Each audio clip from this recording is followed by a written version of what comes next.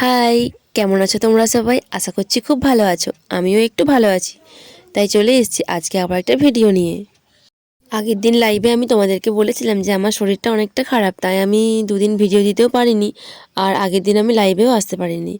আর এই ভিডিওটা কিন্তু আমার আগেই বানানো ছিল, কিন্তু আমার শরীর খারাপের কারণে আমি ভয়েস ওভার দিতে পারছিলাম না, তার জন্য আমি পোস্ট করতে পারিনি। আর আজকে একটু ভালো আছি, তাই আজকে আমি ভয়েস ওভার দিয়ে ভিডিওটা পোস্ট করছি।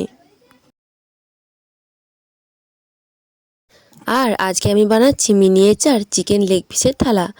তাই দেখো, আমি কিন্তু প্রথমে এখানে একটা থালা বানিয়ে নিয়েছি। এরপরে আমি বানিয়ে নেব কয়েকটা চিকেন লেগ পিস। এখানে আমি বানিয়ে নিয়েছি 4টে চিকেন লেগ পিস। এরপরে আমি এগুলো জল দিয়ে ভালো করে মসৃণ করে নিয়েছি। এরপরে এগুলো প্লেটে সাজিয়ে নেব এবং একটা ছোট্ট বাটি বানিয়ে নেব।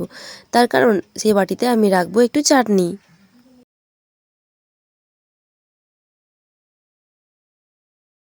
তাহলে তোমাদের মধ্যে কে কে চিকেন লেগ পিস খেতে ভালোবাসো আমাকে কিন্তু কমেন্টে অবশ্যই জানিও। এরপর আমি এই চিকেনের থালাটা খুব ভালোভাবে শুকিয়ে নেব এবং শুকিয়ে যাওয়ার পর আমি রং করে নেব। আর দেখো, এটা কিন্তু খুব ভালোভাবে শুকিয়ে গেছে। আর যেহেতু অনেক ছোট, তাই কিন্তু একদিনেই শুকিয়ে গেছে, বেশি সময় লাগেনি শুকানোর জন্য। এরপর কালার করার জন্য আমি সবগুলিতে প্রথমে প্রাইমার কালারটি করে নেব।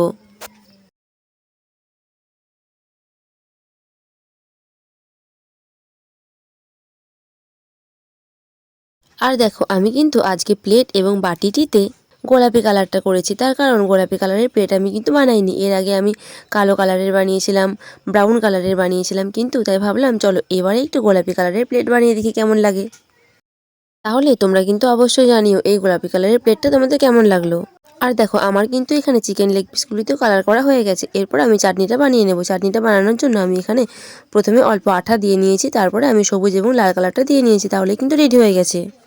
তাহলে আমার বানানো এই মিনিয়েচার লেগ পিসের প্লেটটি তোমাদের কেমন লাগলো কমেন্টে কিন্তু অবশ্যই জানিও। ভালো লাগলে লাইক কমেন্ট শেয়ার করে দিও এবং নতুন হলে সাবস্ক্রাইব করে পাশে থেকো। আজ তবে আসি, টাটা।